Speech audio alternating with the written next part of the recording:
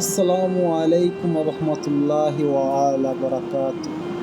প্রিয় শ্রোতাবৃন্দ, আপনাদের মাঝে অনেক দিন পরে ফিরে আসলাম আদম আলাইহিসসালামের দ্বিতীয় পর্ব নিয়ে। এখন আমরা আদম আলাইহিসসালামের দ্বিতীয় পর্ব শুনব। শয়তান আদম ও তার স্ত্রী হাওয়াকে বিভিন্নভাবে কুমন্ত্রণা দিতে শুরু করলো। তাদের বলতে লাগলো, তোমরা অবশ্যই ওই গাছের ফল খাও, এতে তোমরা আল্লাহর ফেরেশতায় পরিণত হবে, তোমাদের কখনো জান্নাত থেকে বের হতে হবে না। বারবার উদ্বুদ্ধ করার পর একদিন আদম ও তার স্ত্রী হাওয়া আলাইহিসসালাম ভুলে শয়তানের বশে চলে গেলেন। আল্লাহর নির্দেশ ভুলে নিষিদ্ধ গাছের ফল খেয়ে ফেলল। ফল খাওয়ার সঙ্গে সঙ্গে তারা দুজন বিবস্ত্র হয়ে গেল। তাদের শরীর থেকে জান্নাতের পোশাক খসে পড়ল। অত্যন্ত লজ্জিত হয়ে দুজনেই দ্রুত গাছের পাতা দিয়ে শরীর ঢাকতে চেষ্টা করলেন। আল্লাহ তাআলা আদম আলাইহিসসালামকে বললেন, আমি তোমাকে বলেছিলাম ওই গাছের কাছে যাবে না, অথচ তুমি সে গাছের ফল খেয়ে ফেললে। বলেছিলাম শয়তানের কথা শুনবে না, সে তোমাদের শত্রু, অথচ তুমি তার কথা মতো কাজ করলে, তার অধীন হয়ে গেলে। শয়তানের কথা মানার কারণে এবং আল্লাহর ক্রোধ দেখে তারা অনেক বেশি অনুতপ্ত হন। দীর্ঘকাল আল্লাহর দরবারে প্রার্থনায় মশগুল থাকলেন। রোনা জারি করে দোয়া করলেন, হে আল্লাহ, আমাদের ক্ষমা করুন, আর কখনো আমরা এমন ভুল করব না। দীর্ঘকাল ক্ষমা প্রার্থনায় মগ্ন থাকার পর আদম আলাইহিসসালামের প্রতি আল্লাহর করুণা হলো। তিনি আদম আলাইহিসসালামকে দোয়া শিখিয়ে দিলেন।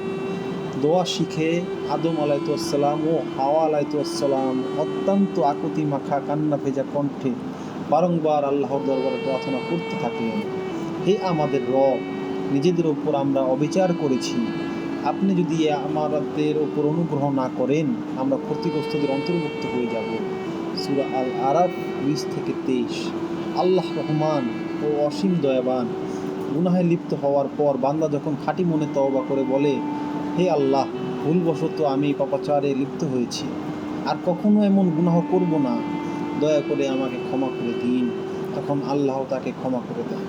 সুতরাং এমন দোয়ার কারণে আদম আলাইহিসসালামকেও তিনি ক্ষমা করে দিলেন।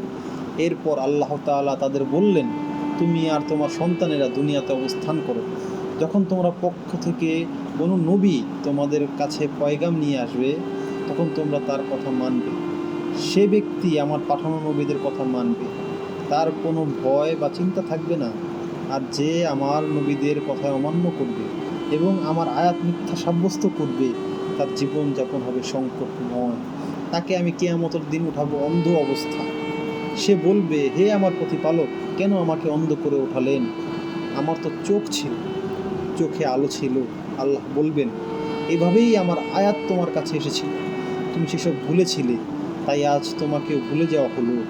এমনইভাবে যে ব্যক্তি বাড়াবাড়ি করে এবং স্বয়ং প্রতিপালকের নির্দেশে বিশ্বাস স্থাপন করে না, তাকে আমি এভাবেই শাস্তি দেই।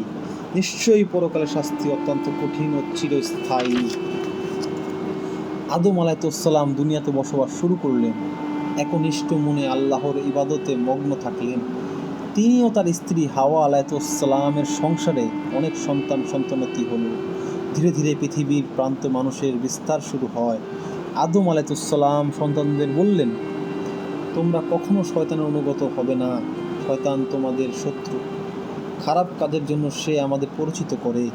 তোমরা সর্বদা আল্লাহর ইবাদত করবে, সত্য বলবে, কারো ওপর জুলুম করবে না, ভালো কাজে একে অন্যকে সাহায্য করবে। দুনিয়ার জীবন শেষ হওয়ার পর আদম আলাইহিসসালাম ইন্তেকাল করলেন। ইন্তেকালের সময় তার বয়স হয়েছিল প্রায় 900 বছর। আমরা বুঝলাম এই গল্প শুনে যে শয়তানের বশবর্তী হবে সে অবশ্যই ধ্বংসপ্রাপ্ত হবে।